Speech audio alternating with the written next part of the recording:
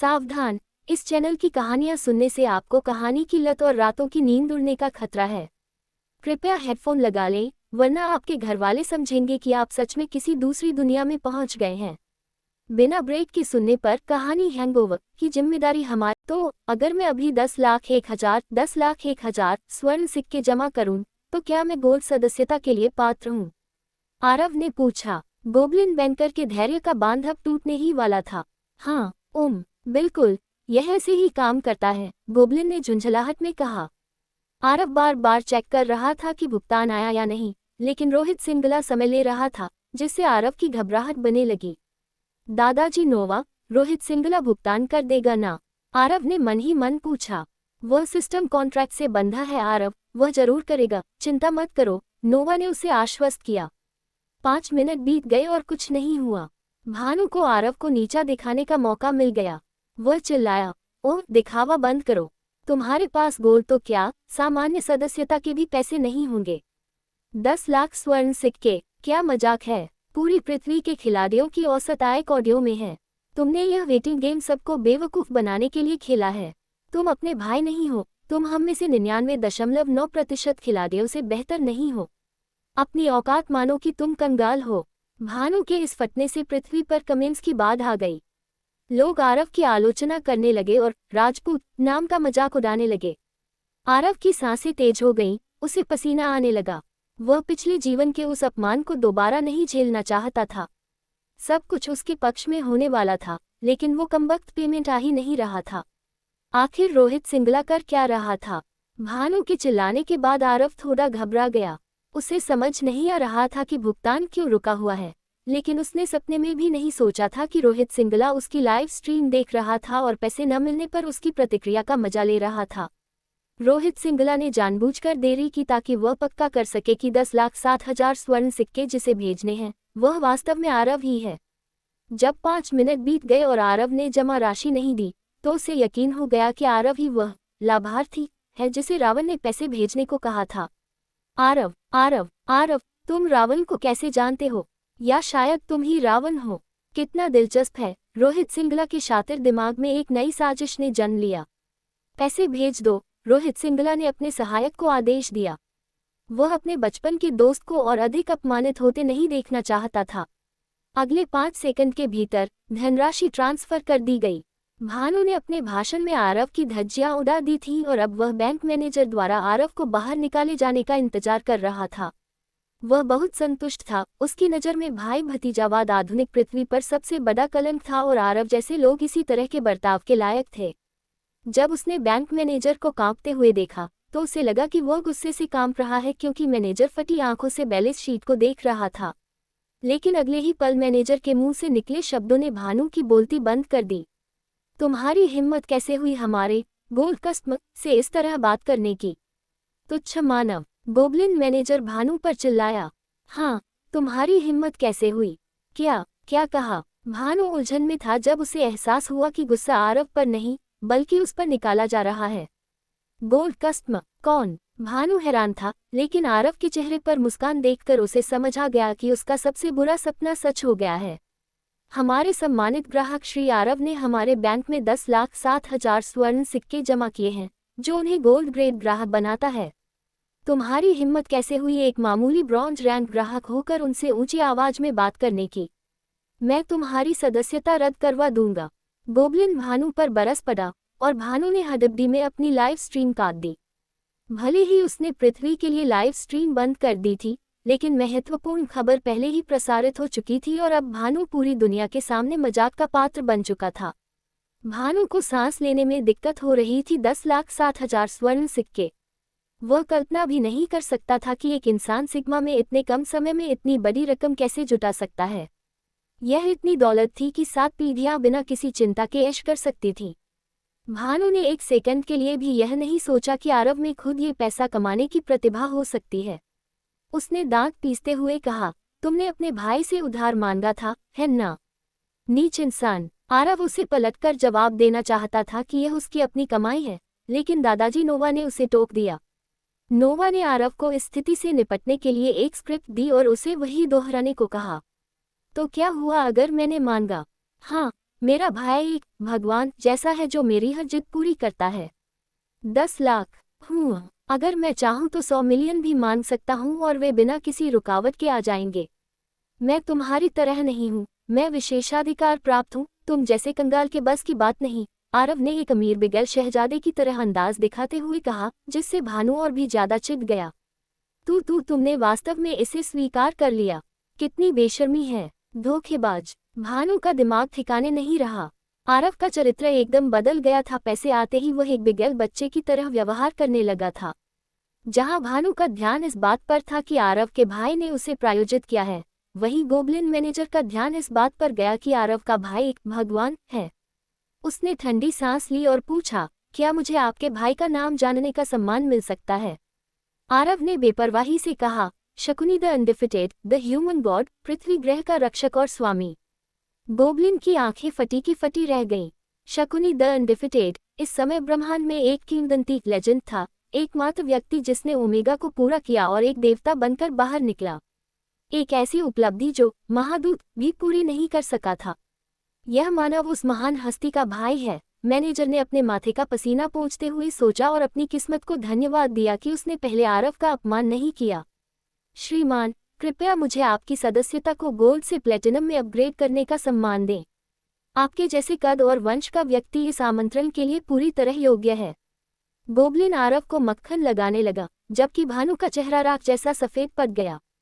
कितनी बेशर्मी है, अपने रुतबे का इस्तेमाल फायदे के लिए। मैं तुम पर थूकता हूँ, आरव। भानु पागल हो गया था, लेकिन आरव की उंगलियों की एक चुटकी ने उसे चुप करा दिया। चुटकी बजाते ही स्नैप। इस बंदर को बाहर निकालो, इसकी सदस्यता रद्द करो और इसके पैसे जब्त कर लो। आरव ने एक दबंग की तरह गोबलिन मैनेजर को आदेश दिया और मैनेजर ने तुरंत सुरक्षाकर्मियों को बुला लिया। भानु अब खाली आंखों से आरव को देखने लगा। उसकी आंखों में आंसू आ गए। वह मदद के लिए चिल्लाना चाहता था, लेकिन उसका अहंकार उसे आरव के सामने गिड़गिड़ाने की अनुमति नहीं दे रहा था। सुरक्षाकर्मी उसे घसीटते हुए ले गए। भानु न केवल कर्ज में डूब गया था, बल्कि आरव के हाथों अपमानित होकर अपना मिशन भी हार चुका था। मैं तुम्हें बर्बाद कर दूंगा मैक्स। पूरी पृथ्वी को पता चलेगा कि तुम एक बुली धौंस दिखाने वाले हो। भानु चिल्लाता रहा, लेकिन आरव शांति से अपनी छोटी उंगली से अपना कान साफ करता रहा। शोर खत्म होने के बाद वह मैनेजर की ओर मुड़ा और पूछा, तो उन प्लेटिनम फायदों के बारे में बताओ, आखिर वे गोल्ड से बेहतर कैसे हैं? लाइव स्ट्रीम पर आ रहे कमेंट्स। नहीं, स्ट्रीम क्यों कट गई? आरव ने अभी अभी तो पैसे जमा किए थे। उद्धरण, हाँ, सबको कहा था ना, आरव राजपूत असली खिलाड़ी है। वह वाकई दमदार है। उद्धरण, भाई आरव, तुम तो बहुत अमीर हो गए, मुझे अपनी शरण में ले लो। उद्धरण, आरव, निवेश के एक शानदार अवसर के लिए मुझे मैसेज करो, 7 दिनों में आपके पैसे दोगुने हो जाएंगे। उद्धरण, बाप रे, कोई सिग्मा के अंदर सिर्फ 10 दिनों में 10 लाख कैसे इकट्ठा कर सकता है? वह लड़का कुदरत का करिश्मा है। आज से मैं भाई आरव की टीम में हूँ। सिग्मा में कदम रखते ही एक प्रीमियम बैंक की गोल्ड मेंबरशिप उसकी भविष्य की उपलब्धियां भी निश्चित रूप से निराश नहीं करेगी। उद्धरण, जैसा भाई वैसा भाई। उद्धरण, मुझे वह भानु पसंद नहीं आया। वह स्पष्ट रूप से आरव को बदनाम करने की कोशिश कर रहा था। मुझे ऐसे ईर्ष्यालु लोगों से नफरत है। उद्धरण, हाँ, देखो, जैसे ही आरव ने पैसे जमा किए, उसने तुरंत स्ट्रीम बंद कर दी। वह दूसरों की भलाई बर्दाश्त नहीं कर पा रहा था। उद्धरण, चलो ऐसे लालची लोगों को कैंसिल करते हैं। हमें कैंसल भानु अभियान शुरू करना चाहिए। उद्धरण, मैं कैंसल भानु अभियान का समर्थक हूँ। मैं उसे हर सोशल मीडिया से हटा दूंगा। उद्धरण, मैं भी इसका समर्थन करता हूँ। हम पृथ्वीवासियों को एकजुट होकर अपनी शीर्ष प्रतिभाओं का समर्थन करना चाहिए। ऐसी बदनामी बर्दाश्त के बाहर है। उद्धरण, इसी बीच आरव, श्रीमान, गोल्ड की तुलना में प्लेटिनम सदस्यता के लाभ असीमित हैं। 7 गैलेक्सीज बैंक की पूरे ब्रह्मांड के कई प्रीमियम संस्थानों के साथ साझेदारी है, जिसमें बिग पोशंस और वेपन्स अनलिमिटेड जैसी कई लोकप्रिय मचेन चेन शामिल हैं। प्लेटिनम कार्ड के साथ न केवल हमारे बैंक में, बल्कि हमारे सभी सहयोगी भागीदारों के यहाँ भी आपको एक प्रीमियम ग्राहक माना जाएगा और आपको उन सभी स्टोरों पर कुल बिल पर 15-30% की भारी छूट मिलेगी। इसके अतिरिक्त आपको हमारी सबसे प्रीमियम नीलामियों तक पहुँच मिलेगी और आम जनता से पहले ही ब्रह्मांड की सभी दिलचस्प घटनाओं और विशेष आयोजनों की जानकारी भेजी जाएगी। उदाहरण के लिए, यदि किसी ग्रह पर कोई उत्सव होने वाला है, तो आप सबसे पहले इसे जानने वाले होंगे, और आपके एक इशारे पर बैंक आपकी यात्रा से लेकर आवास तक सब कुछ संभालेगा।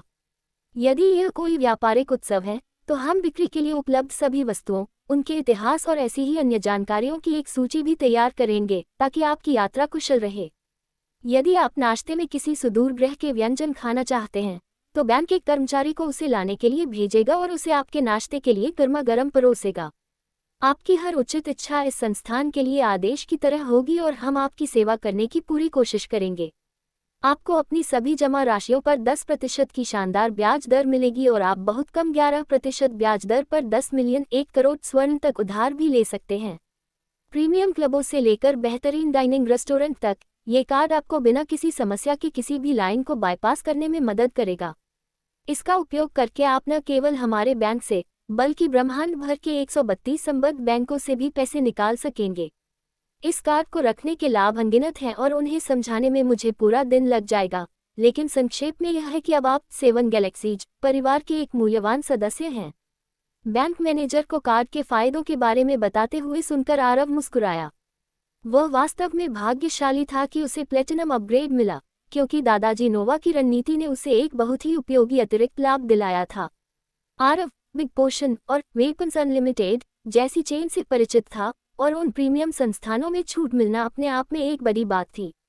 समय के साथ यह उसके हजारों स्वर्ण सिक्के बचाएगा। हाथ में नया प्लेटिनम कार्ड लेकर बैंक के बाहर निकलते हुए आरव विश्वविद्यालय के लिए नए हथियार, कपड़े और अन्य जरूरी सामान खरीदने के लिए सीधे बाजार की ओर चल दिया। तो अगर मैं अभी 10 लाख 1,000 स्वर्ण सिक्के जमा करूं, तो क्या मैं गोल्ड सदस्यता के लिए पात्र हूं? आरव ने पूछा। गोब्लिन बैंकर के धैर्य का बांध अब टूटने ही वाला था। हाँ, बिल्कुल, यह ऐसे ही काम करता है, गोब्लिन ने झुंझलाहट में कहा। आरव बार बार चेक कर रहा था कि भुगतान आया या नहीं, लेकिन रोहित सिंगला समय ले रहा था, जिससे आरव की घबराहट बनने लगी। दादाजी नोवा, रोहित सिंगला भुगतान कर देगा ना? आरव ने मन ही मन पूछा। वह सिस्टम कॉन्ट्रैक्ट से बंधा है आरव, वह जरूर करेगा, चिंता मत करो, नोवा ने उसे आश्वस्त किया। 5 मिनट बीत गए और कुछ नहीं हुआ। भानु को आरव को नीचा दिखाने का मौका मिल गया। वह चिल्लाया, ओह, दिखावा बंद करो। तुम्हारे पास गोल्ड तो क्या, सामान्य सदस्यता के भी पैसे नहीं होंगे। 10 लाख स्वर्ण सिक्के, क्या मजाक है? पूरी पृथ्वी के खिलाड़ियों की औसत आय कौड़ियों में है। तुमने यह वेटिंग गेम सबको बेवकूफ़ बनाने के लिए खेला है।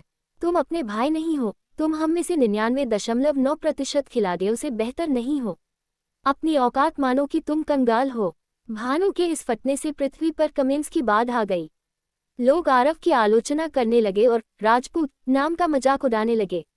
आरव की सांसें तेज हो गईं, उसे पसीना आने लगा। वह पिछले जीवन के उस अपमान को दोबारा नहीं झेलना चाहता था। सब कुछ उसके पक्ष में होने वाला था, लेकिन वो कमबख्त पेमेंट आ ही नहीं रहा था।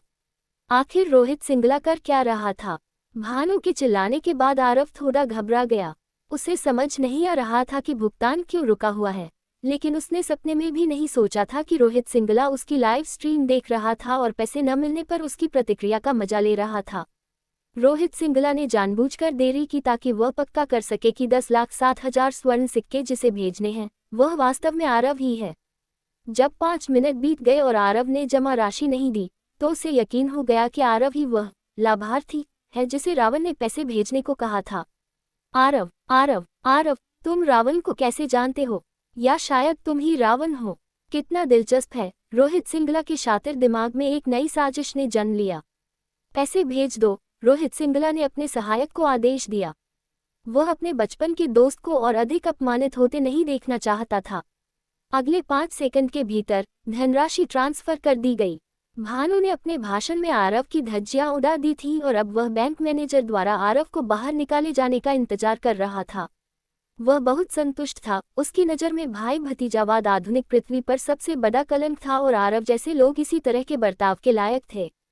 जब उसने बैंक मैनेजर को कांपते हुए देखा, तो उसे लगा कि वह गुस्से से कांप रहा है क्योंकि मैनेजर फटी आंखों से बैलेंस शीट को देख रहा था। लेकिन अगले ही पल मैनेजर के मुंह से निकले शब्दों ने भानु की बोलती बंद कर दी। तुम्हारी हिम्मत कैसे हुई हमारे गोल्ड कस्टमर से इस तरह बात करने की? तुच्छ मानव, गोब्लिन मैनेजर भानु पर चिल्लाया। हाँ, तुम्हारी हिम्मत कैसे हुई?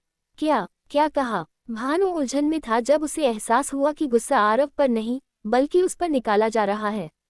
गोल्ड कस्टमर कौन? भानु हैरान था, लेकिन आरव के चेहरे पर मुस्कान देखकर उसे समझ आ गया कि उसका सबसे बुरा सपना सच हो गया है। हमारे सम्मानित ग्राहक श्री आरव ने हमारे बैंक में 10,07,000 स्वर्ण सिक्के जमा किए हैं, जो उन्हें गोल्ड ग्रेड ग्राहक बनाता है। तुम्हारी हिम्मत कैसे हुई एक मामूली ब्रॉन्ज रैंक ग्राहक होकर उनसे ऊंची आवाज में बात करने की? मैं तुम्हारी सदस्यता रद्द करवा दूंगा। गोब्लिन भानु पर बरस पड़ा और भानु ने हडबडी में अपनी लाइव स्ट्रीम काट दी।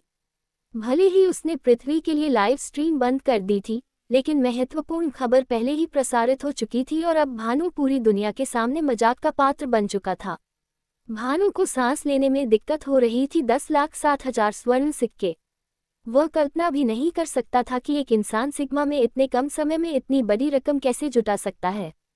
यह इतनी दौलत थी कि 7 पीढ़ियां बिना किसी चिंता के ऐश कर सकती थीं। भानु ने एक सेकंड के लिए भी यह नहीं सोचा कि आरव में खुद ये पैसा कमाने की प्रतिभा हो सकती है। उसने दांत पीसते हुए कहा, तुमने अपने भाई से उधार मांगा था, है ना? नीच इंसान। आरव उसे पलटकर जवाब देना चाहता था कि यह उसकी अपनी कमाई है, लेकिन दादाजी नोवा ने उसे टोक दिया। नोवा ने आरव को इस स्थिति से निपटने के लिए एक स्क्रिप्ट दी और उसे वही दोहराने को कहा। तो क्या हुआ अगर मैंने मांगा?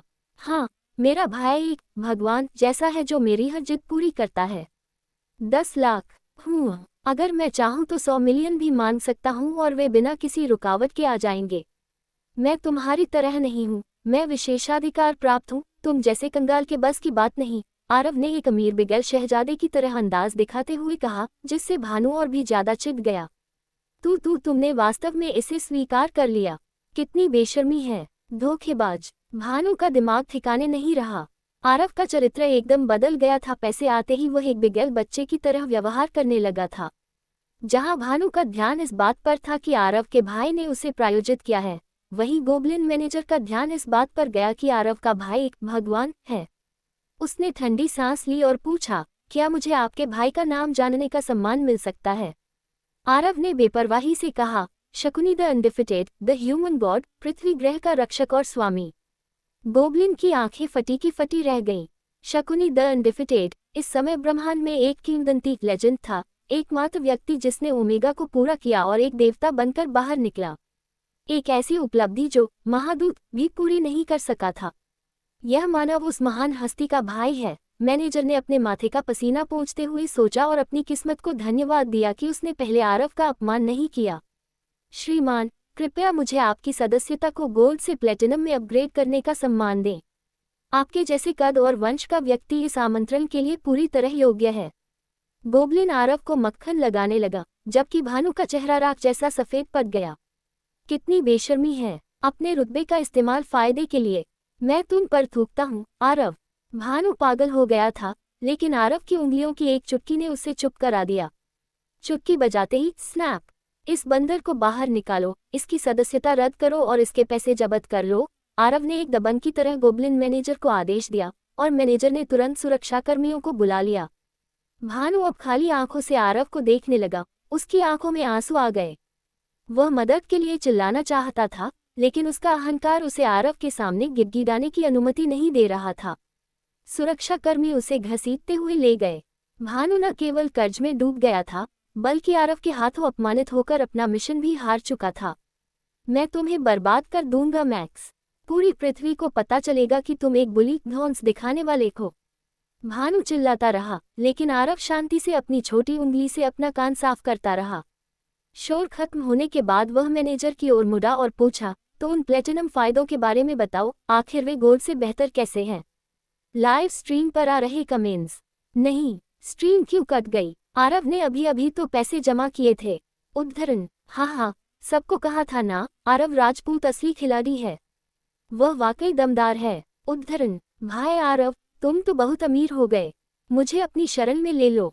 उद्धरण, आरव, निवेश के एक शानदार अवसर के लिए मुझे मैसेज करो, 7 दिनों में आपके पैसे दोगुने हो जाएंगे। उद्धरण, बाप रे, कोई सिग्मा के अंदर सिर्फ 10 दिनों में 10 लाख कैसे इकट्ठा कर सकता है? वह लड़का कुदरत का करिश्मा है। आज से मैं भाई आरव की टीम में हूँ। सिग्मा में कदम रखते ही एक प्रीमियम बैंक की गोल्ड मेंबरशिप, उसकी भविष्य की उपलब्धियां भी निश्चित रूप से निराश नहीं करेगी। उद्धरण, जैसा भाई वैसा भाई। उद्धरण, मुझे वह भानु पसंद नहीं आया। वह स्पष्ट रूप से आरव को बदनाम करने की कोशिश कर रहा था। मुझे ऐसे ईर्ष्यालु लोगों से नफरत है। उद्धरण, हाँ, देखो जैसे ही आरव ने पैसे जमा किए, उसने तुरंत स्ट्रीम बंद कर दी। वह दूसरों की भलाई बर्दाश्त नहीं कर पा रहा था। उद्धरण, चलो ऐसे लालची लोगों को कैंसिल करते हैं। हमें कैंसल भानु अभियान शुरू करना चाहिए। उद्धरण, मैं कैंसल भानु अभियान का समर्थक हूँ। मैं उसे हर सोशल मीडिया से हटा दूंगा। उद्धरण, मैं भी इसका समर्थन करता हूँ। हम पृथ्वीवासियों को एकजुट होकर अपनी शीर्ष प्रतिभाओं का समर्थन करना चाहिए। ऐसी बदनामी बर्दाश्त के बाहर है। उद्धरण, इसी बीच आरव, श्रीमान, गोल्ड की तुलना में प्लेटिनम सदस्यता के लाभ असीमित हैं। सेवन गैलेक्सीज बैंक की पूरे ब्रह्मांड के कई प्रीमियम संस्थानों के साथ साझेदारी है, जिसमें बिग पोशंस और वेपन्स अनलिमिटेड जैसी कई लोकप्रिय मचेन चेन शामिल हैं।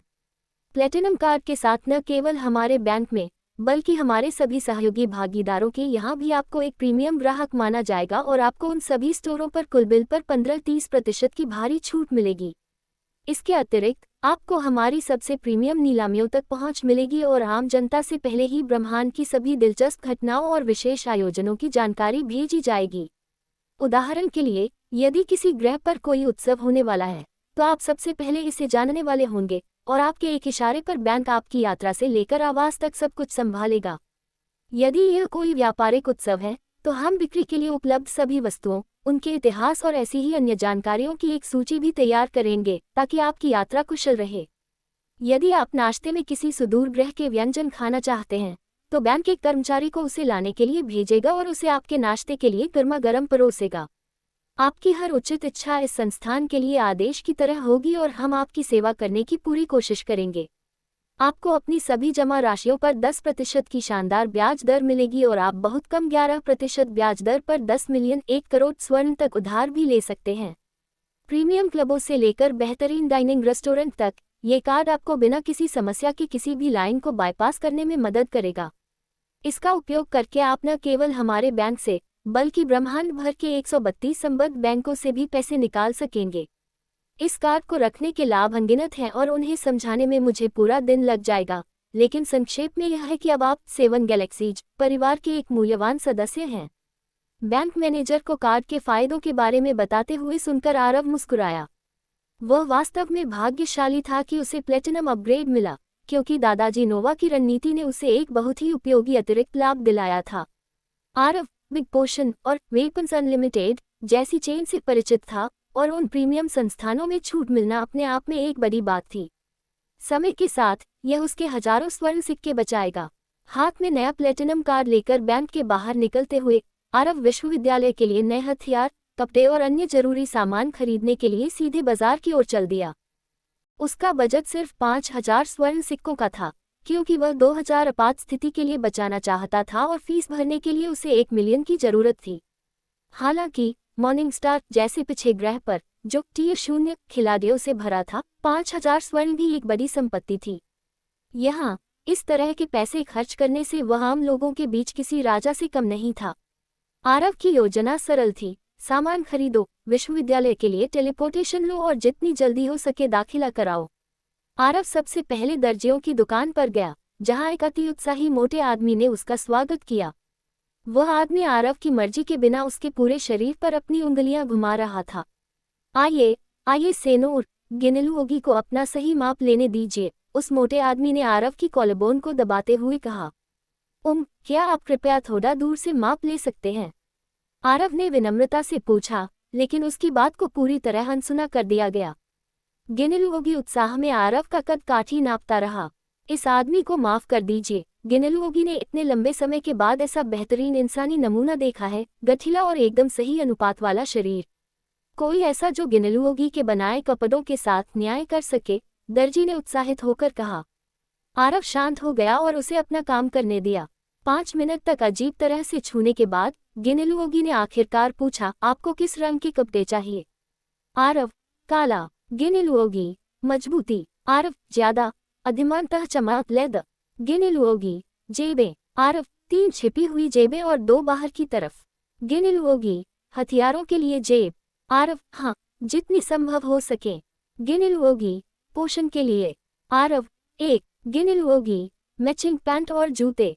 आरव, हाँ, गिनिल होगी, बटन। आरव, चांदी के। गिनिल होगी, कितने जोड़े। आरव, 3 गिनिल होगी, भुगतान का तरीका। Aarav, 7 galaxies platinum. गिनिल होगी ने सब कुछ नोट किया। अंत में आरव की पसंद से प्रभावित होकर उसने कहा, कुल 1200 स्वर्ण सिक्के 400 प्रति जोड़ा। लेकिन 7 गैलेक्सीज प्लेटिनम के विशेष डिस्काउंट के कारण गिनिल होगी ये सब सिर्फ 1000 स्वर्ण में देगा। आरव ने अपना चमकता हुआ प्लेटिनम कार्ड निकाला और 1050 स्वर्ण का भुगतान किया, जिसमें 50 स्वर्ण की टिप शामिल थी। नोवा के लिए ये देखना मजेदार था कि पैसा आने पर इंसान कैसे बदल जाता है। कुछ ही दिन पहले आरव एक चांदी के सिक्के के लिए कड़ी मेहनत करने को तैयार था और आज उसके पास इतना पैसा था कि उसने बिना सोचे 50 स्वर्ण की टिप दे दी। गिनिल होगी इस उदारता से बहुत खुश हुआ और झुककर बोला, कृपया कल अपना सामान ले जाएगा। इसके बाद आरव लोहार की दुकान पर गया।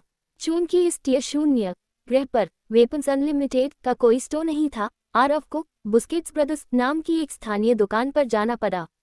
दर्जी की साफ सुथरी दुकान के विपरीत यहाँ हर तरफ हथियार बिखरे पड़े थे और काफी भीड़ थी। लोग हथियारों को उठाते, वजन और संतुलन जांचने के लिए घुमाते और पसंद न आने पर वहीं फेंक देते। आरव ने अपने लिए एक अच्छी तलवार ढूंढनी शुरू की और 3 घंटे की कड़ी मेहनत के बाद उसने निम्नलिखित सामान खरीदा। 2 अनकॉमन स्टील की तलवारें, एक रेड सफेद स्टील की तलवार, 15 कॉमन फेंकने वाले खंजर टैगर्स, 1 कॉमन धनुष और तीरों का तरकश। कुल बिल 450 स्वर्ण का हुआ, जिसे आरव ने तुरंत चुका दिया। उसने कवच नहीं खरीदा क्योंकि वे बहुत भारी और शोर करने वाले थे, जिससे फुर्ती कम हो जाती थी। फिलहाल उसने अपने टिकाऊ लबादे पर ही भरोसा करने का फैसला किया। दुकान से निकलकर आरव जादू के सामान वाली दुकान की ओर जा रहा था। एक आम यात्री मुख्य सड़कों से होकर जाता, लेकिन आरव को शहर की गलियों और शॉर्टकट्स का पता था। ये गलियां अक्सर असुरक्षित मानी जाती थीं, जहां लूटपाट का डर रहता था। पिछले जीवन में आरव यहां आने से डरता था, लेकिन इस बार उसके पास अग्नि अस्त्र था, इसलिए वह 100 दुश्मनों से भी नहीं डरता था। आरव खुशी खुशी उन संकरी गलियों में जॉगिंग कर रहा था, जहां इमारतों के बीच से आसमान की एक पतली सी लकीर दिख रही थी।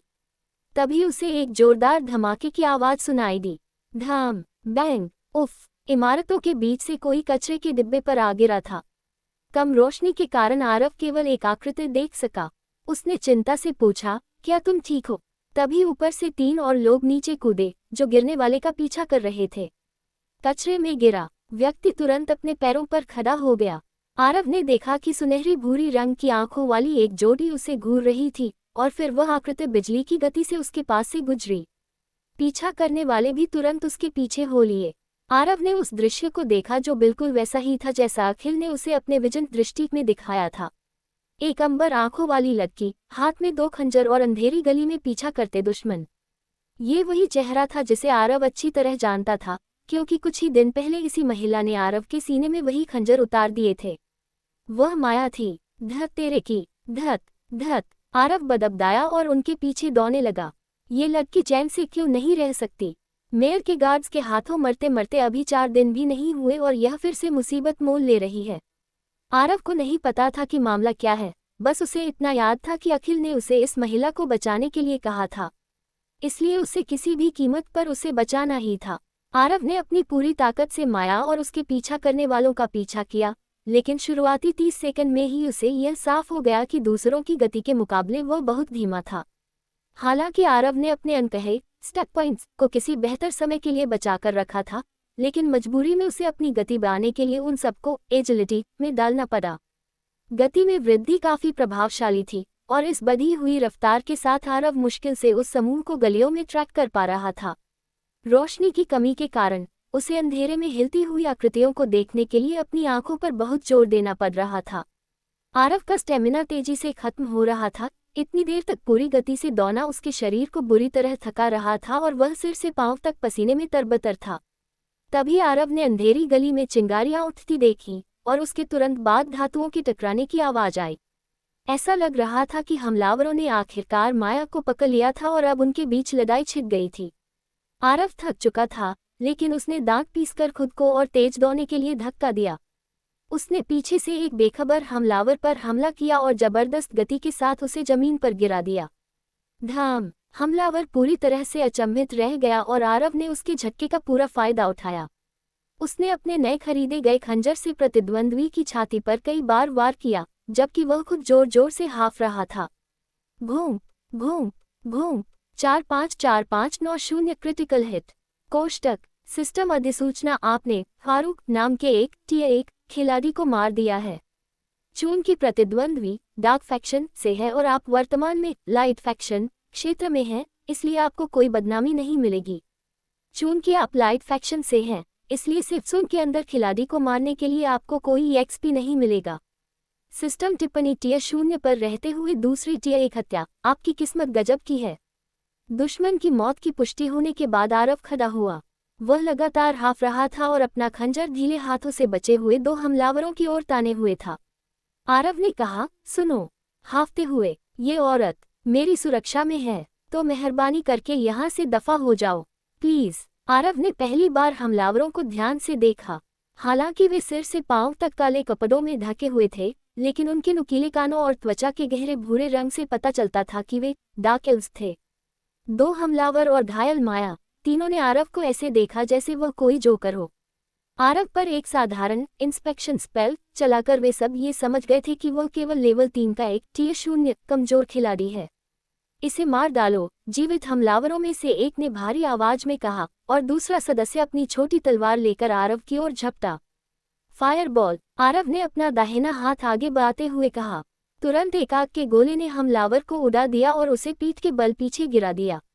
आरव ने फायरबॉल्स की बौछार शुरू कर दी। 15 फायरबॉल 15 फायरबॉल 15 फायरबॉल। सिस्टम अधिसूचना आपने प्रतिद्वंद्वी को बंद डैमेज दिया है। अगले 20 सेकंड तक 2 HP प्रति सेकंड की हानि होगी। हमलावर घबरा गया। उसने कभी नहीं सोचा था कि T0 का यह मामूली इंसान इतना खतरनाक जादूगर होगा। ये लगभग अकल्पनीय था। आरव ने दबाव बनाए रखा और अपने प्रतिद्वंद्वी पर फायरबॉल्स की बौछार जारी रखी। आरव को करीब 2 मिनट लगे और कुल 85 शॉट्स में से 10 निशाने पर लगे, तब जाकर दुश्मन ढेर हुआ। बूया! आरव अपनी जीत पर खुशी से चिल्लाया। हालांकि वह लड़ाई में इतना मग्न था कि उसे अपने पीछे मंडराते खतरे का अंदाजा नहीं रहा। माया मरणासन स्थिति में थी और उसे खत्म करने से पहले तीसरे हमलावर ने आरव की खुली पीठ देखी और सोचा कि उसे पहले खत्म करना बेहतर होगा। वह चुपचाप आरव के करीब पहुंचा और पीछे से उसके दिल पर वार करने के लिए झपटने ही वाला था। फायरवॉल अपनी पीठ के पीछे अभी! दादाजी नोवा चिल्लाए और आरव ने बिना सोचे तुरंत अपनी पीठ के पीछे फायरवॉल खड़ी कर दी। हमलावर आग की दीवार की चपेट में आ गया और उसकी चीखें सुनकर आरव चौंक कर मुड़ा। उसके रोंगटे खड़े हो गए जब उसे एहसास हुआ कि वह मौत के कितने करीब था। आरव ने कोई जोखिम नहीं लिया और तब तक फायरबॉल्स बरसाता रहा जब तक दुश्मन राख नहीं हो गया। एक T1 खिलाड़ी के लिए भी इतनी जल्दी 100 फायरबॉल्स छोड़ना असंभव था। उनका कीवी 30वें स्पेल तक खत्म हो जाता। आरव खुशकिस्मत था कि उसके पास एक दिव्य हथियार था। आरव ने गर्व से अपनी नाक सहलाए और माया की हालत देखने के लिए उसके पास गया। लेकिन वहां पहुंचकर उसने देखा कि माया के मुंह से झाग निकल रहा था और उसे तेज बुखार था। आरव ने उस पर इंस्पेक्शन स्पेल चलाया। माया पैराट्स नाइटब्लेड T1 लेवल 31 स्थिति जहरीली पॉइजन HP 14 250 तेजी से कम हो रहा है।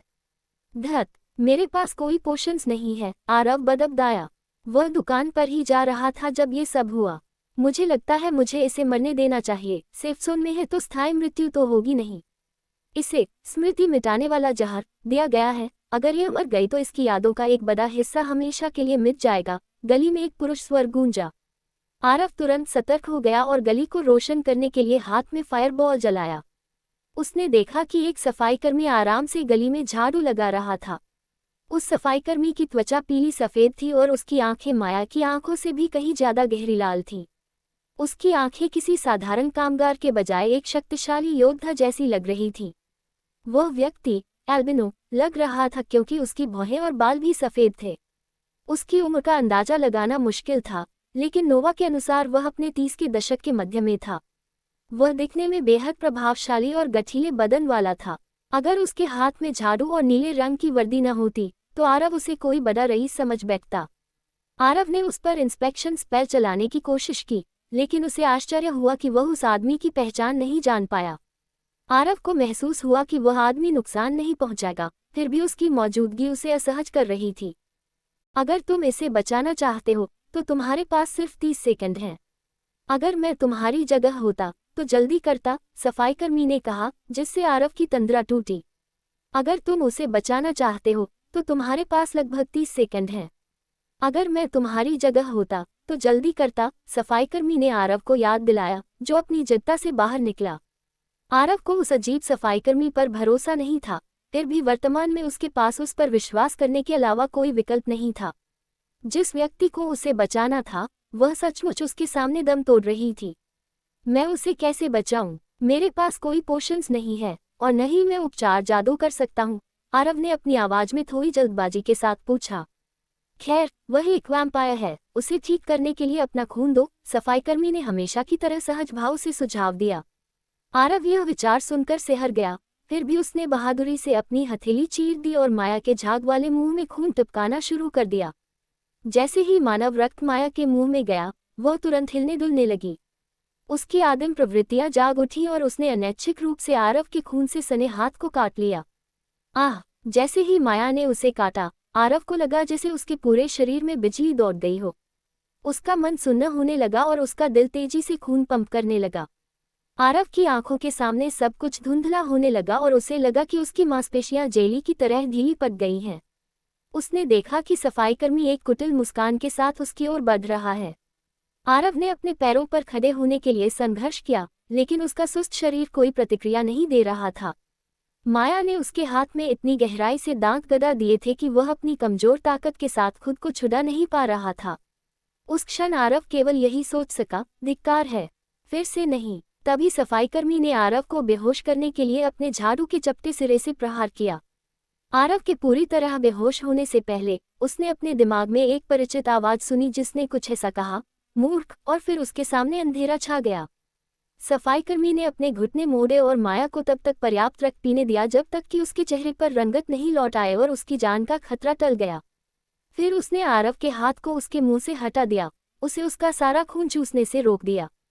इस प्रक्रिया में राजकुमारी की नींद खुल गई और उसने सफाईकर्मी की ओर अपने नुकीले दांत दिखाए। शुभ रात्रि, सफाईकर्मी ने कहा और एक बार फिर अपना झाड़ू घुमाया, जिससे माया भी बेहोश हो गई।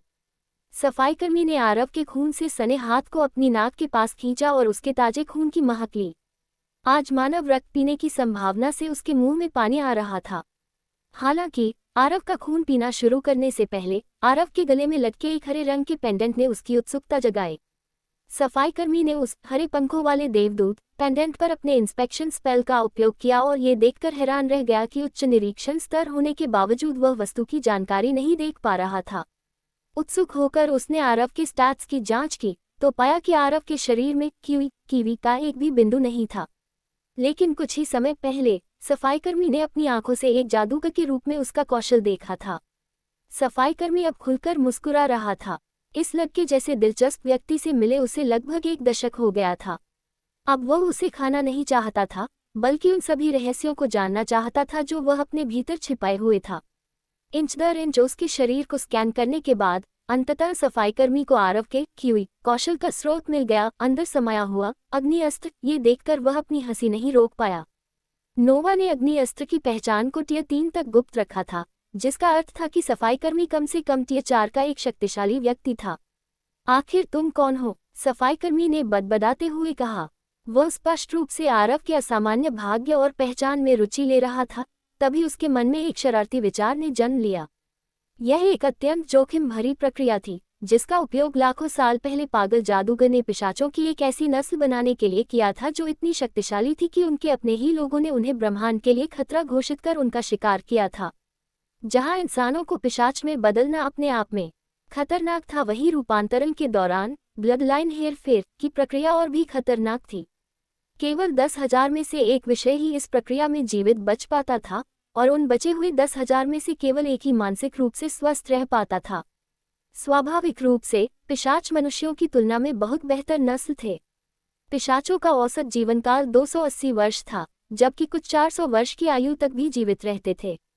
उनके जीवन का शिखर 30 से 150 वर्ष की आयु के बीच होता था। सभी पिशाचों का रक्त के प्रति लगाव था। वे रक्त पीकर अपना स्वास्थ्य वापस पा सकते थे और केवल रक्त का सेवन करके वर्षों तक अपने शरीर को बेहतर स्थिति में रख सकते थे।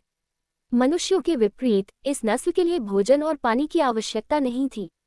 पिशाच स्वाभाविक रूप से बहुत तेज और मजबूत थे और वे अपनी वंशानुगत विशेषताओं के लिए जाने जाते थे। कुछ विशेषताओं ने पिशाचों को अंधेरे में देखने की अनुमति दी, कुछ ने उन्हें अंधेरे के प्राणियों जैसे चमगादड़, वुलटरहेग्स पर नियंत्रण करने की शक्ति दी। आज तक पिशाचों की 24,000 से अधिक ज्ञात वंशानुगत विशेषताएं थीं, जिनमें से लगभग सभी पर किसी न किसी कुलीन परिवार का एकाधिकार था। हालांकि मैडमेज का मानना था कि पिशाच नस्ल की सीमा यहीं तक नहीं थी। उसका मानना था कि आदिम वैम्पायर्स स्वयं रक्त के स्वामी थे। उनके पास रक्त में हेरफेर करने की क्षमता थी और वे एक या दो नहीं बल्कि सभी नस्लों की सभी रक्त विशेषताओं में महारत रखते थे। कहा जाता था कि आदिम पिशाच तब विलुप्त हो गए थे जब आदिम पिशाच ग्रह फर्स्ट अवेकनिंग से गुजरा था। उस जागरण से बचे हुए लोग ही आज के कुलीन पिशाच घराने हैं। इसलिए उसने आदिम पिशाचों की वंशरेखा को पुनर्जीवित करना अपना जीवन का लक्ष्य बना लिया। इस लक्ष्य को प्राप्त करने के लिए उसने ब्लड लाइन मैनिपुलेशन नामक एक प्रक्रिया बनाई, जिसने मानव से पिशाच में परिवर्तन के दौरान जानबूझकर एक विशिष्ट प्रकार की रक्त विशेषता को शामिल किया। अपने प्रयोगों के लिए अनगिनत लाखों विषयों की मृत्यु के बाद अंततः वह सफल हुआ। हालांकि उसकी सफलता ने पिशाचों की सबसे अस्थिर नस्ल को जन्म दिया, जिन्हें ब्लड ओवरलॉर्ड्स का उपनाम दिया गया। ब्लड ओवरलॉर्ड्स मूल रूप से शक्तिशाली पिशाच थे जिनके शरीर में सबसे मजबूत पिशाच वंशों की क्षमताएं थीं। कभी कभी उनके पास दो या दो से अधिक कुलीन वंशों की क्षमताएं होती थीं, जो उन्हें सामूहिक विनाश का एक अत्यंत भयानक हथियार बनाती थीं। वे पिशाचों का एक अतिरंजित रूप थे, जिसका अर्थ था कि उनके शरीर में पिशाच जाति की सभी ताकतें बढ़ गई थीं, लेकिन उनकी सभी कमजोरियां भी उतनी ही बढ़ गई थीं। वे अपनी रक्त पिपासा ब्लडलस्ट को नियंत्रित करने में असमर्थ थे और अपनी आदिम प्रवृत्तियों के प्रति इतने सच्चे थे कि उन्हें सभ्य नहीं बनाया जा सकता था। तत्कालीन पिशाच राजा ने ब्लड ओवरलॉर्ड्स को ब्रह्मांड के लिए खतरा घोषित कर दिया और ब्रह्मांड व्यापी शिकार शुरू कर दिया, जिसके परिणामस्वरूप मैडमेज का अभियान बंद हो गया और उसकी सभी रचनाएं मारी गईं। यद्यपि मैडमेज स्वयं रक्त में हेरफेर करने की आदिम क्षमता रखने वाले पिशाच को बनाने में विफल रहा था, फिर भी ब्लड ओवरलॉर्ड्स द्वारा प्रदर्शित शक्तियां इतनी शक्तिशाली और चौंकाने वाली थीं कि कई लोगों ने इस परियोजना से प्रेरणा ली और अपने संस्करण शुरू किए। लेकिन दुर्भाग्य से इतिहास में कोई भी मैडमेज की मृत्यु के बाद उसके कार्य को दोबारा दोहराने के करीब नहीं पहुंच सका। समय बीतता गया, सदियां बीत गईं और जल्द ही मैडमेज और उसके ब्लड ओवरलॉर्ड्स की कहानी भुला दी गई। सभी ने इसे भुला दिया, सिवाय उसके वंशजों के, जिन्होंने गुप्त रूप से पीढ़ी दर पीढ़ी उस पर शोध जारी रखा। हजारों वर्षों के शोध के बाद वे अंततः एक वंशज में सुप्त पड़ी आदिम रक्तरेखा प्राइमोर्डियल ब्लड लाइन को निकालने में सक्षम हुए। हालांकि रक्तरेखा के एक सक्षम धारक को बनाने के सभी प्रयास विफल रहे, जिसका कारण कीवी विषाक्तता कीवी पॉइजनिंग था। बिना कीवी वाले और एक अजीब नियति वाले उस आदमी आरव को देखकर मैडमेज के वंशज उस सफाईकर्मी के दिल में आशा की एक किरण जगी। यह एक पागलपन भरी आशा थी, एक ऐसी उम्मीद कि शायद ये लगता ही वह व्यक्ति हो सकता है जो उस शापित रक्तरेखा को धारण कर सके। सफाईकर्मी ने आरव और माया के बेहोश शरीरों को अपने कंधों पर उठा लिया। उसका गंतव्य उसके परिवार द्वारा कुछ विशिष्ट ग्रहों पर बनाए गए गुप्त टेलीपोर्टेशन पोर्टल थे। इस विशेष ग्रह पर वह पोर्टल एक अंधेरी गली में रखा हुआ एक पुराना और घिसा पिटा कूड़ेदान था। बाहर से वह जंग लगा हुआ और बेकार दिखता था, लेकिन उस कूड़ेदान के आधार में एक गुप्त प्रवेश द्वार था, जो एक विशेष भूमिगत टेलीपोर्टेशन केंद्र की ओर जाता था। जैसे ही सफाईकर्मी बच्चों को कंधों पर लादे सीढ़ियों से नीचे उतरा, टेलीपोर्टेशन केंद्र के पिशाच गार्ड ने उसे हैरानी से देखा। लेकिन सफाईकर्मी की पहचान अच्छी तरह से जानने के कारण उसकी कुछ भी पूछने की हिम्मत नहीं हुई। कहाँ जाना है, श्रीमान? गार्ड ने पूछा। ग्रीन सॉइल, सफाईकर्मी ने उत्तर दिया। गार्ड ने सिर हिलाया और टेलीपोर्टेशन मशीन तैयार की। सफाईकर्मी टेलीपोर्टेशन घेरे के भीतर खड़ा हो गया और स्थानांतरित होने का इंतजार करने लगा। जल्द ही मशीन सक्रिय हुई और तीनों ग्रीन सॉइल ग्रह के लिए रवाना हो गए। ग्रीन सॉइल ग्रह एक दूर स्थित सर्पिल आकाशगंगा का एक ग्रह। आरव की आंखें बहुत भारीपन और तेज सिरदर्द के साथ खुलीं। जैसे ही उसने आंखें खोलीं, सबसे पहली चीज जो उसने देखी वह थी माया, जो उसके पास के ही एक बिस्तर पर बंधी हुई थी। आरव ने उठने की कोशिश की, लेकिन वह 1 इंच भी नहीं हिल सका। उसे एहसास हुआ कि वह भी माया की तरह ही बुरी तरह बंधा हुआ था। यादें धुंधलके से बाहर आने लगीं। आरव को बेहोश होने से पहले की घटनाएं याद आई, जिससे उसकी सांसें तेज हो गईं और वह घबराहट में आ गया। मैं कहाँ हूँ? मैं यहाँ क्यों हूँ? आरव कहना चाहता था, लेकिन उसके मुंह से केवल दबी हुई आवाजें ही निकली, क्योंकि किसी कारणवश उसके मुंह में रुई जैसा पदार्थ ठूसा गया था। शांत हो जाओ लड़के, तुम्हें पकड़ लिया गया है और अब तुम अपहरणकर्ता की दया पर हो। नोवा ने आरव को शांत करने की कोशिश की। हालांकि उसके शब्दों ने आरव की घबराहट को और बढ़ा दिया। आरव ने अपनी क्षमता के अनुसार आसपास का जायजा लिया और वहां का दृश्य बिल्कुल भी आश्वस्त करने वाला नहीं था। चारों ओर मेडिसिनल इक्विपमेंट थे। थैलियों में खून लटका हुआ था, चीरा लगाने के लिए विभिन्न सटीक औजार थे और कई ऐसी मशीनें थीं जो बिल्कुल भी अनुकूल नहीं लग रही थीं। वह कमरे में किसी जीव के शारीरिक अंग इधर उधर पड़े देख सकता था। पूरे कमरे में रसायनों, खून और अंगों की एक तीखी गंध फैली हुई थी। उसने देखा कि सफेद लैब कोट पहने काली आंखों वाले दो पिशाच खून की एक बूंद पर कोई प्रयोग कर रहे थे। आरव से आंखें मिलते ही वे आपस में फुसफुसाने लगे और उनमें से एक दरवाजे की ओर चला गया। कुछ ही क्षणों बाद वह सफाईकर्मी, दूधिया सफेद लाल आंखों वाला वह सुंदर शैतान कमरे में दाखिल हुआ। उसने महंगे दिखने वाले काले चमड़े के दस्ताने पहने और मुस्कुराते हुए आरव का अभिवादन किया। सुप्रभात आरव, मैं देख रहा हूं कि तुम आखिरकार जाग गए हो। मुझे कहना होगा कि तुम्हारा मेटाबॉलिज्म चयापचय बहुत अच्छा है। नेफाल्डामाइन की 4 मिलीग्राम खुराक आमतौर पर इंसानों को 12 घंटे के लिए सुला देती है, लेकिन तुम 8 घंटे में ही चुस्त और दुरुस्त हो। चलो, मैं अपना परिचय देता हूँ। मेरा जन्म का नाम सोहन सेंट आरविमस है, लेकिन ज्यादातर लोग मुझे सोहन नाइन फिंगर्स या सोहन द साइको के नाम से जानते हैं। मुझे ये उपनाम तब मिले थे जब मैं 14 साल का था और उनके पीछे की कहानी वास्तव में बहुत दिलचस्प है। खैर, आज हम मेरे गौरवशाली अतीत में नहीं जाएंगे, बल्कि मेरे अद्भुत कबीले सेंट आरविमस के अतीत पर ध्यान केंद्रित करेंगे, क्योंकि केवल मेरे कबीले और उसके उद्देश्यों को समझकर ही हम ये समझ सकते हैं कि मैं आज यहाँ क्यों हूँ। सेंट आरविमस कबीला सफाईकर्मियों और श्रमिकों का कबीला है, जिसे पिशाच राजा दर्शन शर्मा की सेवा में पिशाच कबीलों की सूची में 7वें स्थान पर रखा गया है। अगर तुम आज यहाँ जीवित बच गए, तो तुम्हें अपने लिए सेंट आरविमस नाम धारण करने का सम्मान मिलेगा, क्योंकि मैं बाहें फैलाकर परिवार में तुम्हारा स्वागत करूंगा। आरव घबरा गया। उसे बुरा एहसास हो रहा था कि वह यहाँ मानव प्रयोग के लिए एक टेस्ट सब्जेक्ट परीक्षण वस्तु के रूप में लाया गया है। उसने चिल्लाने की कोशिश की, लेकिन सब बेकार था। सहज रूप से उसने अग्नि अस्त्र को सक्रिय करने और सोहन पर हमला करने की कोशिश की। हालांकि इससे पहले कि वह अपना मंत्र सक्रिय कर पाता, सोहन ने उसका हाथ पकड़ लिया और कहा, यह एक बेहतरीन हथियार है जो तुम्हारे शरीर के अंदर है। अगर तुम बात नहीं मानोगे, तो इसे काट कर अलग करने में बड़ा दुख होगा। इस तुच्छ स्तर के हमले मुझे चोट नहीं पहुंचाएंगे, बल्कि वे मुझे क्रोधित कर देंगे। तो बताओ आरव, क्या तुम मेरे धैर्य की परीक्षा लेना चाहते हो? आरव ने सोहन की डरावनी लाल आंखों में देखा और उसके मर्डरस ऑरा को महसूस किया। उसने थूक गटका और हमले का विचार छोड़ दिया। मुझे मेसाफोमेटाइन लाकर दो, सोहन चिल्लाया और जल्द ही उसे एक इंजेक्शन दिया गया, जिसे उसने बिना किसी हिचकिचाहट के सीधे आरव की गर्दन में लगा दिया। आरव की पुतलियां तेजी से सिकुड़ गईं। उसे अपने पूरे शरीर में दर्द महसूस हुआ, लेकिन जल्द ही उसकी इंद्रियां सुन्न हो गईं और उसे कुछ भी महसूस होना बंद हो गया। बस निश्चित होने के लिए मैंने तुम्हें गर्दन से नीचे लकवाग्रस्त कर दिया है, ताकि तुम अपने उस छोटे से हथियार का उपयोग न कर सको और इसके बजाय मेरे मुंह से निकलने वाले शब्दों पर ध्यान केंद्रित करो, सोहन ने गहरी सांस लेते हुए कहा और एक बार फिर मुस्कुराहट के साथ बोलना शुरू किया।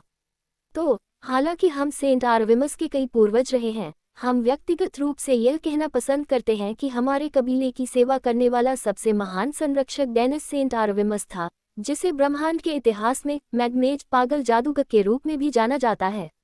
आरव, देखो, हमारे संरक्षक ने अपनी मृत्यु से पहले अपने आजीवन मिशन को पूरा करने की जिम्मेदारी अपने वंशजों को दी थी। हजारों वर्षों से हम सेंट आरविमस ने उनके सपने को पूरा करने की कोशिश की है, लेकिन कोई सफलता नहीं मिली। हालांकि प्रत्येक पीढ़ी के काम ने हमें लक्ष्य के और करीब पहुंचाया है, और अब हमें लगता है कि हम पहले से कहीं ज्यादा करीब हैं। हमारा लक्ष्य आदिम वैम्पायर ब्लड लाइन को बहाल करना है, जो स्वयं रक्त में हेरफेर करने में सक्षम हो। और इस लक्ष्य के लिए हमने पूरे ब्रह्मांड से अनगिनत कुलीन वंशों और सामान्य पिशाचों के रक्त के नमूने एकत्र किए हैं। लगभग 1000 साल पहले हमने सभी ज्ञात रक्तरेखाओं का 99.9% हिस्सा इकट्ठा कर लिया था और अंततः हम नमूनों में से एक से आदिम रक्तरेखा निकालने में सक्षम हुए। हमने सोचा कि बस यही था, अब कोई और रक्तरेखा एकत्र करना बाकी नहीं था। हालांकि तभी सारा नाइटब्लेड सामने आई। मैं जानता हूँ आरव, तुम सोच रहे होगे कि सारा कौन? तो आरव, मैं तुम्हें बताता हूँ कि सारा कौन है। सारा नाइटब्लेड तुम्हारे बगल में बैठी इस लड़की माया पेराट्स नाइटब्लेड की माँ है। एकमात्र ऐसी हस्ती जिसके पास वह रक्तरेखा है जिसे हम सेंट आरविमस कभी नहीं निकाल पाए। जैसे ही उसकी माँ का नाम लिया गया, माया अचानक जाग गई। उसकी लाल आंखें सीधे सोहन को घूर रही थीं, मानो उसके सिर में छेद कर देंगी। माया ने सोहन को घूर कर देखा। आरव के विपरीत, जिसे इस बात का कोई अंदाजा नहीं था कि वह सफाईकर्मी कौन है, माया अच्छी तरह जानती थी कि वह कौन है। माया के लिए वह एक रिश्तेदार था, उसके पिता की ओर से एक दूर का चाचा और उसका अपना गॉडफादर, एक ऐसा व्यक्ति जिसे वह बिल्कुल पसंद नहीं करती थी। माया को कभी समझ नहीं आया कि उसके पिता सोहन जैसे आदमी पर इतना भरोसा क्यों करते थे, लेकिन आज उसका अपहरण करके ऐसा लग रहा था कि सोहन ने सारी हदें पार कर दी हैं। सोहन ने आरव की ओर देखा और कहा, इससे पहले कि हम अपनी कहानी जारी रखें, मुझे अपनी धर्मपुत्री को एक विचलित करने वाली खबर देनी है। मुझे क्षमा करना प्रिय आरव। सोहन ने माया के मुंह में ठूसी हुई रुई निकाल दी और तुरंत माया ने सोहन का हाथ काटने की कोशिश की, लेकिन सोहन ऐसी छोटी चालों में फंसने के लिए बहुत तेज था। चाचा, इस बार आपने हद पार कर दी है, पिताजी आपको छोड़ेंगे नहीं। माया ने अपने नुकीले दांत दिखाते हुए सोहन को धमकी दी। माया को सोहन से किसी अहंकारी जवाब, एक मजाकिया लतीफे या उसकी सामान्य बकवास की उम्मीद थी, लेकिन चौंकाने वाली बात यह थी कि सोहन के चेहरे के भाव पहली बार गंभीर हो गए। तुम्हारे पिता लॉर्ड मोहन पेराट्स मर चुके हैं। आरव ने देखा कि माया के चेहरे का रंग उठ गया और उसकी आंखों से एक आंसू छलक पड़ा। तो आखिरकार उन्होंने उन्हें मार ही दिया। माया ने रुधे हुए गले से कहा, वह स्थिति की वास्तविकता को स्वीकार कर रही थी। हाउस पेराट्स राजा दर्शन शर्मा के अधीन 16वें स्थान पर था। वे कुल 17 सौर प्रणालियों और 5 रहने योग्य ग्रहों को नियंत्रित करते थे और राजा की सेवा करने वाले सबसे मजबूत घरानों में से एक माने जाते थे। लॉर्ड मोहन का उनकी प्रजा द्वारा बहुत सम्मान और प्रेम किया जाता था, लेकिन उनकी जमीनें हमेशा अन्य घरानों की आंखों में खटकती थीं क्योंकि वे बहुत उपजाऊ और समृद्ध थीं। आज 12वीं रैंक वाले पिशाच घराने, लॉर्ड विल्चोपा के घराने, जो खुद टियर 5 के ओवरलॉर्ड थे, ने हाउस पेराट्स पर अचानक हमला कर दिया। ये हमला इतना गुप्त था कि उनकी सीमा सुरक्षा बल पूरी तरह से बेखबर रह गए। नीच हाउस चोपा ने युद्धपोतों को व्यापारिक जहाज़ों के रूप में छिपाया था और इन छलावरण वाले जहाज़ों का उपयोग करके सीमाओं पर धोखे से हमला किया था। माया की नींद तलवारों के टकराने और युद्धपोतों के जलने की आवाज़ से खुली थी। आखिरी बार जब उसने अपने पिता को देखा था, तो उनके शब्द थे, सिग्मा भाग जाओ। माया विरोध करना चाहती थी, वह रुककर लड़ना चाहती थी, लेकिन अपने पिता की सख्त नज़र के आगे उसने अंततः बात मान ली और मॉर्निंग स्टार ग्रह की ओर भाग गई। चोपा घराने के पीछा करने वालों ने माया को तब तक घायल किया जब तक कि वह लगभग मर नहीं गई, जिसके बाद आरव ने उसकी जान बचाई थी। उन कमीनों को पता था कि वे सिग्मा के भीतर उसे मार नहीं सकते, इसलिए उन्होंने उस पर मेमोरी पॉइजन का इस्तेमाल किया, ताकि अगर वह बच भी जाए तो वह केवल अपने वास्तविक स्वरूप का एक खाली ढांचा बनकर रह जाए। माया जानती थी कि युद्ध में लोग मरेंगे, लेकिन उसने कभी नहीं सोचा था कि उसके पिता युद्ध में गिर जाएंगे। भले ही वे दुश्मन से कमजोर रहे हों, लेकिन अपने घरेलू क्षेत्र में होने के कारण उन्हें पीछे हटने का रास्ता मिल जाना चाहिए था। सोहन ने उदास स्वर में कहा, इस समय पेराट्स महल पर चोपा के झंडे फहरा रहे हैं, जबकि लॉर्ड मोहन की मृत्यु के बाद उन्हें सम्मानजनक तरीके से दफना दिया गया है। राजा ने चोपा द्वारा पेराट्स क्षेत्रों के अधिग्रहण को मंजूरी दे दी है, जिसका मतलब है कि अब तुम्हारे नाम कोई जमीन नहीं बची है, राजकुमारी। जैसे ही मैंने इस हमले के बारे में सुना, मैंने तुरंत तुम्हारे पिता की सहायता के लिए पहुंचने की कोशिश की, लेकिन जब तक मैं पहुंचा तब तक बहुत देर हो चुकी थी। मेरा प्रिय मित्र मोहन पहले ही मर चुका था। सालों पहले जब तुम्हारा जन्म हुआ था, तब मोहन ने मुझसे वादा लिया था कि अगर उसे कुछ भी हुआ तो मैं तुम्हें अपनी संतान की तरह पालूं, और यह एक ऐसा वादा है जिसे मैं निभाऊंगा। माया ने अपनी आंखें बंद कर ली, आंसू उसके गालों पर बह रहे थे। हालांकि उसके मुंह से सिसकने की कोई आवाज नहीं आ रही थी। जब उसने फिर से अपनी आंखें खोली तो उनमें कोई उदासी नहीं थी, केवल एक जलता हुआ क्रोध था। उसने रोंगटे खड़े कर देने वाली आवाज में कहा, पिताजी की आत्मा को शांति मिले और वे 7वें स्वर्ग में माँ से मिलें। चिंता न करें पिताजी, लॉर्ड विल चोपड़ा जल्द ही आपके पास शाश्वत विश्राम में शामिल होंगे। मैं खुद उन्हें खत्म करने का वादा करती हूँ। आरव एक ही समय में माया से थोड़ा डरा हुआ भी था और प्रभावित भी। वह अपने नुकसान को लेकर असामान्य रूप से शांत थी और प्रतिशोध की भावना से जल रही थी। यह महिला उसके उन सभी पुराने विचारों को तोड़ रही थी जो वह महिलाओं के बारे में रखता था। वह वास्तव में एक दिलचस्प व्यक्तित्व थी।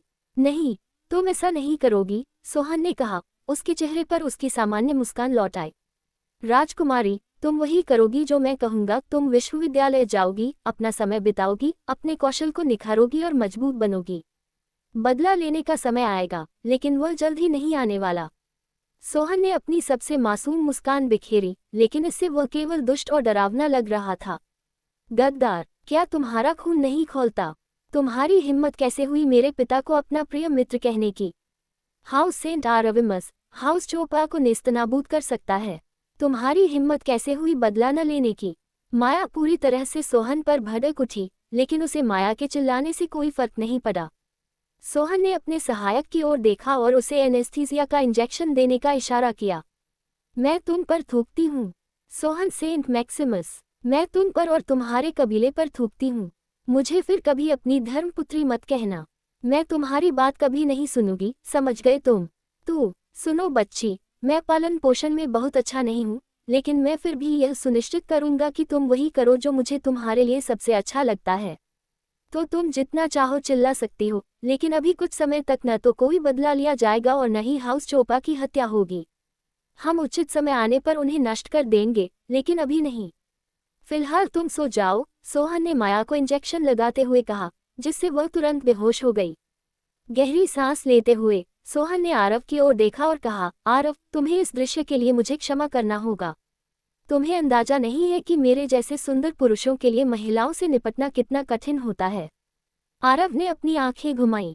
अगर इस पूरे घटनाक्रम से उसे एक बात समझ आई थी, तो वही है कि सोहन पूरी तरह से एक अतरंगी इंसान था। हाँ तो आरव, तुम्हारी दुविधा पर वापस आते हैं, सोहन ने कहा और आरव के सुन्न हाथों को सहलाया। देखो लड़के, तुम एक अतरंगी जीव हो।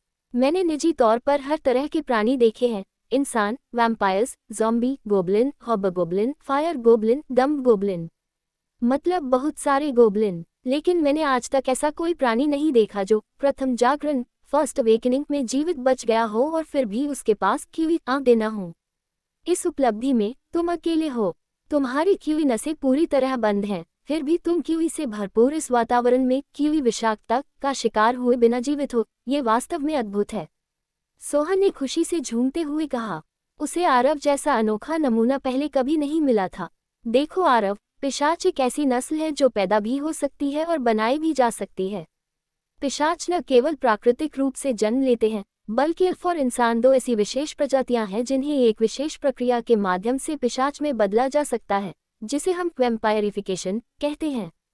इंसानों और हम पिशाचों के बीच केवल एक ही बड़ा अंतर है, तुम गर्म खून वाले प्राणी हो और हम ठंडे खून वाले। जहां एक सामान्य इंसान की धड़कन 80 बीपीएम होती है, वहीं नवजात पिशाच का दिल मिनट में केवल 1 बार धड़कता है और वयस्कों का 2 या 3 बार। तो इंसानों की तुलना में ये बहुत कम है और इसी कारण हमारे पास शरीर का तापमान नियंत्रित करने का गुण नहीं होता। हम अपना तापमान 37 डिग्री सी पर स्थिर नहीं रख सकते, बल्कि हमारे शरीर का तापमान वातावरण के अनुसार बदलता रहता है। ये हमें गर्म और ठंडे दोनों वातावरणों में आसानी से ढलने में मदद करता है, क्योंकि हमारे अंग तब भी काम करना बंद नहीं करते जब आंतरिक तापमान बहुत अधिक या बहुत कम हो। सोहन ने आरव को पिशाच शरीर रचना का बुनियादी ज्ञान दिया और सावधानी से प्रयोग की तैयारी शुरू की। उसने आरव के शरीर से कई चिकित्सा उपकरण जोड़ दिए और एक विगो के माध्यम से उसकी बाहों में विभिन्न सीरम के इंजेक्शन लगाए। लड़के, ये तुम्हें पिशाच बनाने जा रहा है। ये बहुत दर्दनाक प्रक्रिया होगी, इसलिए मुझसे लगातार बात करते रहना। चाहे कितना भी दर्द हो, बस मुझसे सामान्य रूप से बात करते रहना, ठीक है? नोवा ने आरव से कहा। आरव ने मुंह में दबी रुई को जोर से काटा और अपने मन में जवाब दिया, ठीक है दादाजी, मैं समझ गया। वैम्पायरिफिकेशन में मूल रूप से तुम्हारे शरीर का सारा मानवीय खून निकाल दिया जाता है। पुराने जमाने में ये काम पिशाचों द्वारा तुम्हारा खून चूस कर किया जाता था, लेकिन अब हम इतने असभ्य नहीं हैं, इसलिए हम मशीनों का उपयोग करते हैं। तो लगभग 1 या 2 मिनट के लिए तुम बिना खून के और मृत अवस्था में रहोगे। और फिर उस खून की जगह एक पिशाच का खून इस्तेमाल किया जाएगा। तुम्हारे मामले में खुश हो जाओ, क्योंकि वह मेरा और माया का खून होगा। गर्व करो, क्योंकि हम दोनों बहुत शक्तिशाली कबीलों से आते हैं और इसमें एक तीसरी प्रमुख रक्तरेखा ब्लडलाइन भी है जो और भी शक्तिशाली है।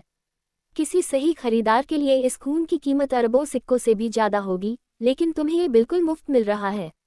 ये पिशाच का खून तुम्हारे दिल को फिर से चालू करेगा, तुम्हारे अंगों को बदल देगा, तुम्हारी मांसपेशियों की संरचना बदल देगा और तुम्हारे पुराने शरीर के टुकड़े टुकड़े करके उसका पुनर्निर्माण करेगा। ये बहुत दर्दनाक होगा, लेकिन अंत में तुम एक पिशाच बन जाओगे, बशर्ते तुम जीवित बचो। सोहन ने 3 बड़ी मशीनों को जोड़ा और आरव के शरीर में कई सुइयां चुभो दी। जीवित रहने की पूरी कोशिश करना आरव। तुम्हारे जैसे दिलचस्प भाग्य वाले किसी व्यक्ति को इतनी जल्दी मरते देखना मेरे लिए दुखद होगा। अगर तुम बच गए तो जागने पर तुम्हारे लिए बहुत सारे सरप्राइज होंगे। अच्छे वाले, बुरे नहीं, वादा है। तो पूरी कोशिश करना, सोहन ने थोड़े संदेह के साथ कहा। वह सहायकों को निर्देश देने के लिए मुड़ा, लेकिन बीच में ही रुककर उसने आरव के मुंह से रुई निकाल दी। क्या तुम्हारे पास कोई अंतिम शब्द हैं? मेरा मतलब, कोई शंका? सोहन ने भौहें चाहकर पूछा। मेरा भाई एक भगवान है, वह तुम्हें, तुम्हारे बेवकूफ सेंट आरविमस कबीले को और तुम्हारे पिशाच राजा दर्शन शर्मा के टुकड़े टुकड़े कर देगा, मैं कसम खाता हूँ। आरव ने हाँफते हुए कहा। इंजेक्शनों का असर उसके दिमाग पर होने लगा था और उसे मतिभ्रम होने लगा था। सोहन 1 सेकंड के लिए रुका। उसके सहायकों की आंखों में साफ दर्द दिख रहा था, जो अब इस प्रक्रिया को आगे नहीं बढ़ाना चाहते थे। हालांकि जहां आरव की धमकी उसे डराने के लिए थी, उसने सोहन की दिलचस्पी और बढ़ा दी। उस पागल एल्बिनो ने कहा, वाह वाह वाह, एक दिव्य रक्तरेखा तुम्हें एक टेस्ट सब्जेक्ट के रूप में और भी कीमती बनाती है ना? हा हा हा हा हा, मिलते हैं इस पार आरव, या फिर उस पार। हा हा हा हा हा। आरव ने सोहन की गूंजती हंसी सुनी। सोहन ने प्रक्रिया शुरू करने का संकेत दिया। आरव की आंखें बंद होने लगी, मानो वे इतनी भारी हो गई हों कि अब उन्हें खुला रखना संभव न हो। उसे लगा जैसे उसका दिमाग किसी भी सेकंड फटने वाला है। सोना मत लटके, तुम्हारी हिम्मत कैसे हुई सोने की? मुझसे बात करो, मुझसे बात करो, हम इससे पार पा लेंगे। हार मत मानना आरव। आरव को एक बूढ़े आदमी की चिल्लाहट सुनाई दी।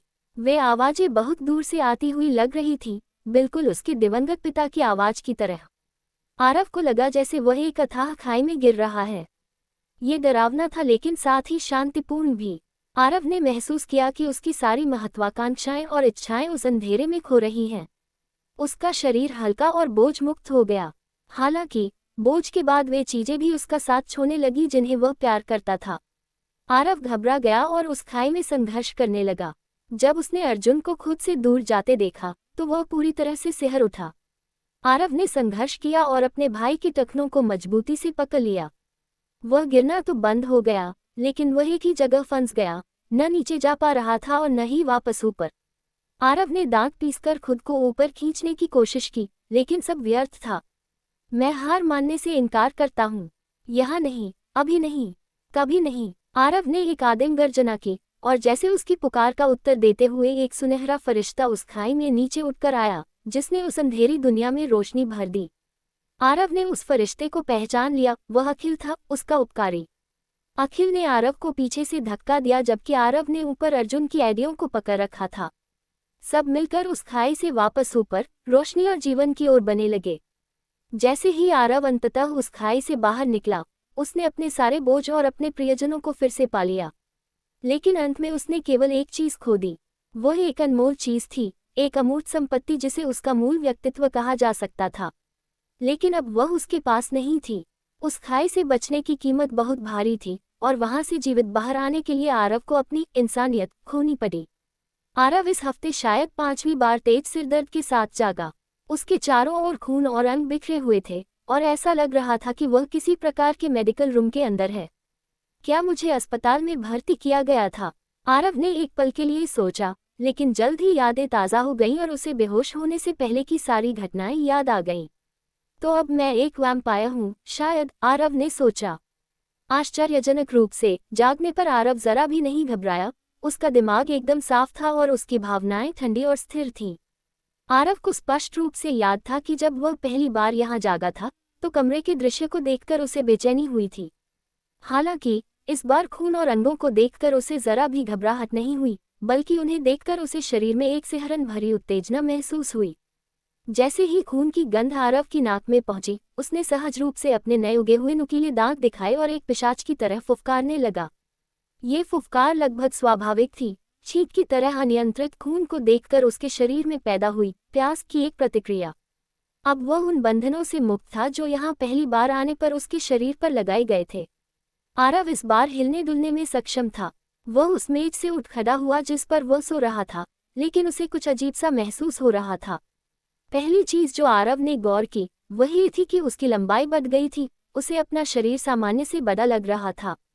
इस घटना से पहले आरव की लंबाई 6 फीट थी, लेकिन अब वह कम से कम 3-4 इंच और बढ़ गया था, जिससे वह शारीरिक रूप से अधिक प्रभावशाली दिख रहा था। अगली चीज जो उसने महसूस की वह ये थी कि उसकी विजन की गुणवत्ता में काफी सुधार हुआ था। वह अपनी इच्छा से किसी वस्तु पर जूम इन और जूम आउट कर सकता था, बिल्कुल कैमरे के लेंस की तरह। यह आरव के लिए एक अजीब एहसास था, जो अब तक स्थिर मानवीय दृष्टि के साथ रहा था। जूम करने की यह क्षमता उसे पराई लग रही थी, लेकिन उसके व्यवहारिक दिमाग ने इसके लाभों को समझ लिया था और वह इसके लिए खुश था। तीसरी बात जो आरव ने महसूस की वह ये थी कि वह खुद को बेहद शक्तिशाली महसूस कर रहा था। उसकी मांसपेशियां पहले की तुलना में कई गुना अधिक मजबूत लग रही थी। सिस्टम स्क्रीन दिखाओ, आरव ने बुदबुदाया और उसके सामने सिस्टम स्क्रीन प्रकट हो गई। बुनियादी जानकारी, नाम अनाम अभी तक निर्धारित नहीं, नस्ल प्राइमोर्डियल वैम्पायर, निवास ग्रह #H 2047, प्रवृत्ति अलाइनमेंट नियमबद्ध दुष्ट लॉफुल ईवल, भाषाएं हिंदी, उपाधियां कोई नहीं, स्तर लेवल 10 73%, टियर 0, सिस्टम टिप्पणी एक विलुप्त नस्ल का अंतिम जीवित सदस्य, क्या तुम्हें भी जल्द ही दफना दिया जाएगा। कोष्टक आंकड़े स्टैट्स QE 0, स्वास्थ्य health 100, stamina 100, attributes strength 25, dexterity 15, चपलता 32, संविधान 40, इंटेलिजेंस 10, सहन शक्ति 25, अनिर्धारित अंक 14, छिपे हुए गुण भाग्य लक 100, आकर्षण करिश्मा 15 100, बुद्धिमानी विजडम कर्म मान कामक वैल्यू, कौशल स्किल्स 1, अंडकोश कुचलना बॉल क्रशिंग 2, रात्रि दृष्टि नाइट विजन पैसिव 3, रक्त हेरफेर ब्लड मैनिपुलेशन 4, बुनियादी चांदनी स्व उपचार मूनलाइट सेल्फ हीलिंग पैसिव, उपकरण 1, अग्नि अस्त्र अर्ध दिव्य जुदा हुआ, 2 स्टील की तलवारें अनकॉमन, 1 सफेद स्टील की तलवार ट्रेय, 15 फेंकने वाले खंजर कॉमन, 1 धनुष कॉमन, 1 तरकश कॉमन, प्रतिरोध रेजिस्टेंसेस मध्यम अग्नि प्रतिरोध, बुनियादी मानसिक हेरफेर प्रतिरोध, बुनियादी रक्त हानि प्रतिरोध। आरव ने तुरंत अपनी सिस्टम स्क्रीन पर बहुत सारे बदलाव नोट किए। सबसे बड़ा बदलाव यह था कि उसकी नस्ल मानव से बदलकर आदिम पिशाच हो गई थी। उसका लेवल 3 से बढ़कर 10 हो गया था, यानी प्रक्रिया के दौरान वह 7 लेवल आगे बढ़ गया था। बुद्धिमत्ता इंटेलिजेंस को छोड़कर उसके सभी आंकड़ों में भारी उछाल आया था, विशेष रूप से शक्ति और संविधान में। आरव का शक्तिशाली महसूस करना सही था, उसका शरीर निस्संदेह बेहतर हो गया था। एक और बड़ा बदलाव यह था कि उसे कुछ नए कौशल मिले थे, 2 पैसिव और 1 एक्टिव। आरव ने उनकी जानकारी निकाली। रात्रि दृष्टि, आप अंधेरे में भी उतना ही साफ देख सकते हैं जितना रोशनी में। रक्त हेरफेर, आप थोड़ी मात्रा में रक्त को नियंत्रित कर सकते हैं, बशर्ते वह तरल रूप में हो और वातावरण के संपर्क में हो।